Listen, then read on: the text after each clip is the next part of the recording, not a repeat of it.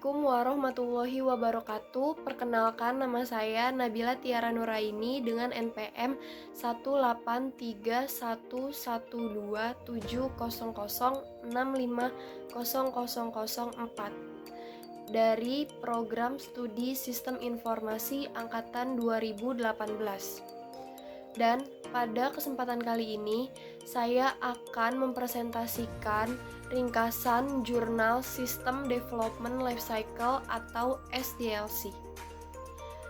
Video ini saya buat untuk memenuhi tugas 1 sebelum ujian tengah semester mata kuliah Rekayasa Perangkat Lunak Sistem Informasi kelas R02.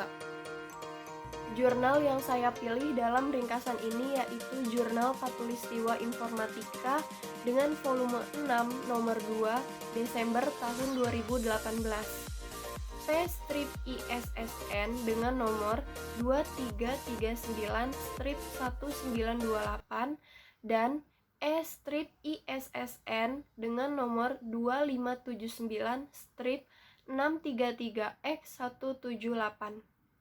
Dan jurnal ini berjudul Implementasi SDLC atau System Development Lifecycle Waterfall dalam pembuatan game edukasi perjuangan Indonesia atau HISOTIRA menggunakan RPG Maker MV berbasis Android.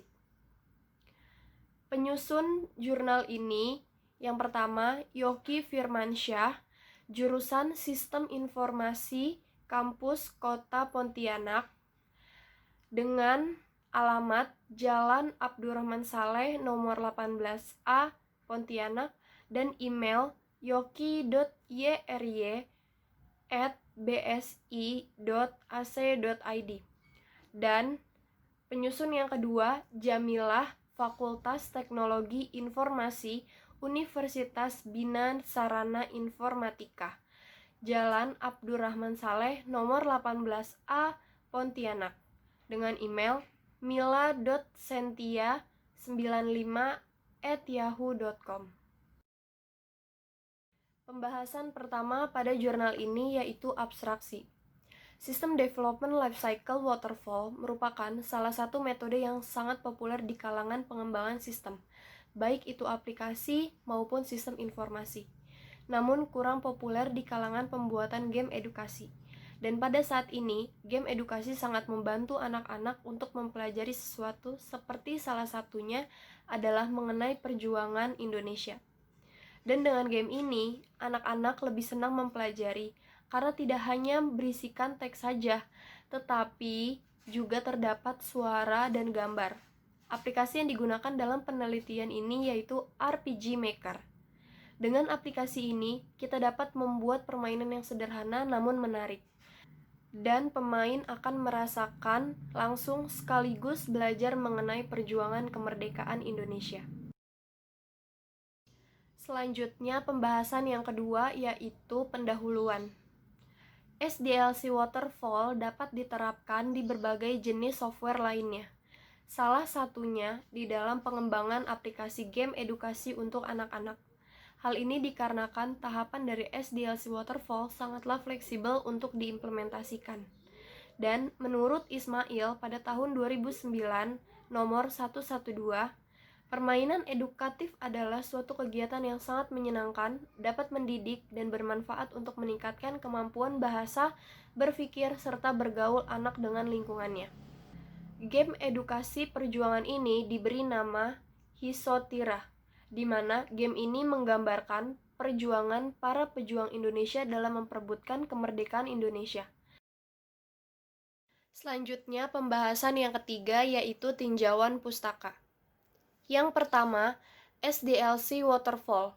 Menurut Simar Mata pada tahun 2010 nomor 176, metode pengembangan model waterfall dengan mempunyai langkah-langkah antara lain mendefinisikan masalah, analisis kebutuhan, merancang prototipe, implementasi, integrasi atau pengujian, dan rilis atau pemeliharaan.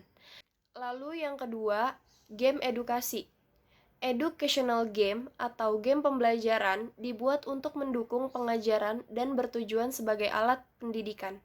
Lalu yang ketiga, RPG Maker MV. Suatu software untuk membuat sebuah game genre RPG atau role-playing game dua dimensi.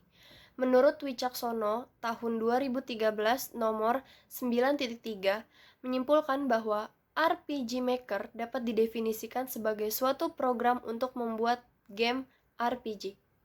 Proses pembuatan dibantu tools yang sudah tersedia di dalam sebuah program. Program ini dibuat oleh grup Jepang bernama ASCII, kemudian diteruskan oleh Enterbrain. RPG Maker telah diluncurkan di Asia, Amerika Utara, Eropa, dan Australia. Lalu yang keempat, Android. Menurut Adele Haid dan Simangung Song, pada tahun 2016 nomor 11, Android adalah sistem operasi untuk gadget yang dikembangkan perusahaan Android Inc. lalu bergabung dengan Google Inc. Android kemudian dibentuk dengan antar muka yang begitu elegan dan open source berbasis kernel Linux. Selanjutnya, pembahasan yang keempat yaitu metodologi. Metodologi terbagi menjadi yang pertama, metode pengembangan perangkat lunak. Metode SDLC waterfall dalam pengembangan sistem menggunakan tahapan-tahapan. Yang pertama, analisis kebutuhan perangkat lunak. Tahap pertama merupakan tahap di mana penulis mengumpulkan kebutuhan-kebutuhan dari game, mulai dari gambar, suara, serta kebutuhan-kebutuhan lainnya, seperti kebutuhan fungsional dan non-fungsional dari game edukasi yang akan dibuat. Yang kedua, tahap desain. Setelah semua kebutuhan tercukupi, maka berikutnya penulis mulai membuat desain dari game, mulai dari desain tampilan antarmuka hingga mendesain storyboard yang akan diterapkan pada game edukasi Hisotira ini. Yang ketiga, pembuatan kode program. Setelah semua desain selesai, selanjutnya menerapkan desain tersebut ke dalam kode-kode program. Yang mana dalam kasus pembuatan game edukasi Hisotira ini, penulis menuangkan desain tersebut menggunakan aplikasi RPG Maker MV. Namun, pada tahap ini tidak menggunakan kode, melainkan kepada membuat jalan cerita, menambahkan latar belakang, menambahkan suara, sehingga game Hisotira ini dapat dimainkan dan dapat menjadi permainan yang menyenangkan bagi anak-anak. Dan yang keempat, pengujian unit. Setelah permainan edukasi Hisotira selesai, maka tahap berikutnya yaitu melakukan uji, di mana dalam pengujian penulis menggunakan metode black box testing.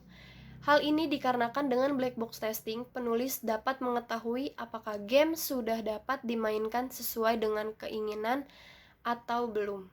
Lalu yang kedua, metode pengumpulan data.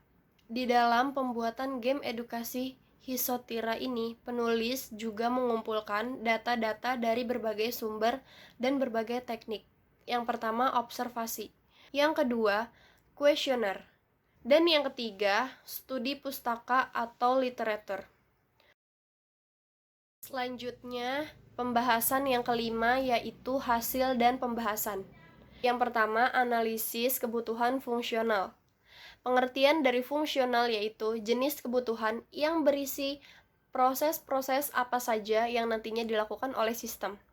Kebutuhan fungsional juga berisi informasi-informasi apa saja yang harus ada dan dihasilkan oleh sistem.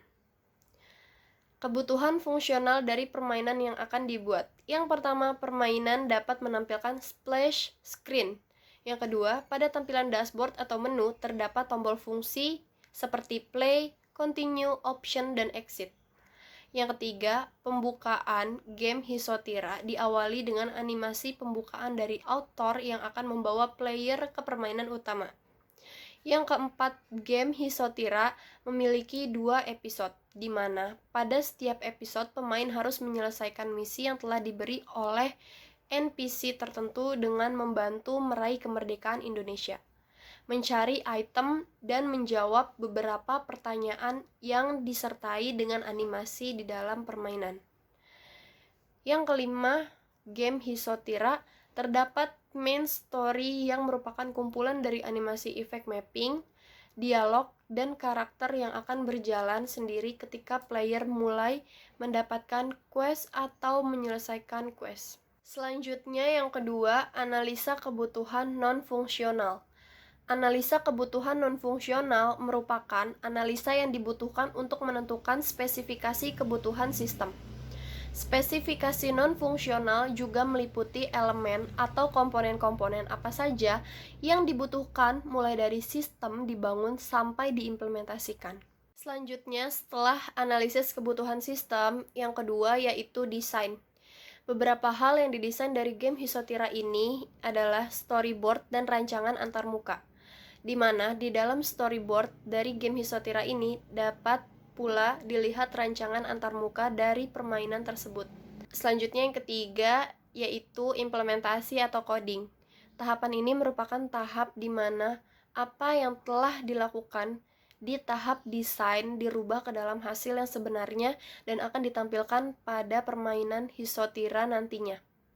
Adapun tampilan yang sudah diimplementasi diantaranya tampilan splash screen, tampilan menu utama, tampilan animasi pembuka, tampilan ruang Kongres Pemuda 1 dan 2, tampilan map Surabaya, tampilan map markas golongan muda, dan tampilan-tampilan lainnya.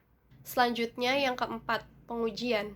Setelah desain diterapkan ke dalam tampilan-tampilan asli dari game yang akan dimainkan, maka tahap akhir yaitu melakukan pengujian, di mana pengujian ini dilakukan untuk mengetahui apakah game Hisotira sudah sesuai dengan yang diinginkan. Terdapat beberapa teknik pengujian.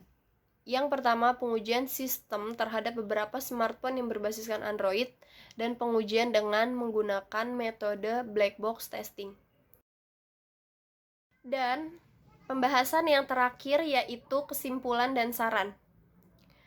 Beberapa kesimpulan dan saran yang dapat diambil dari pembuatan game Hisotira menggunakan metode SDLC Waterfall ini. Yang pertama, metode SDLC Waterfall tidak hanya dapat diimplementasikan untuk membangun sistem informasi dan aplikasi bisnis saja, melainkan juga dapat dimanfaatkan untuk pembuatan animasi interaktif, misalnya game edukasi. Dan yang kedua, sistem development life cycle waterfall sangat mudah diimplementasikan karena langkah demi langkahnya sangat jelas sehingga memudahkan pembuatan sistem, aplikasi, maupun game edukasi dalam menentukan langkah awal hingga akhir pembuatan. Sekian video presentasi ringkasan jurnal yang saya buat. Mohon maaf apabila ada kekurangan dan kesalahan dalam penyebutan kata-kata. Wassalamualaikum warahmatullahi wabarakatuh.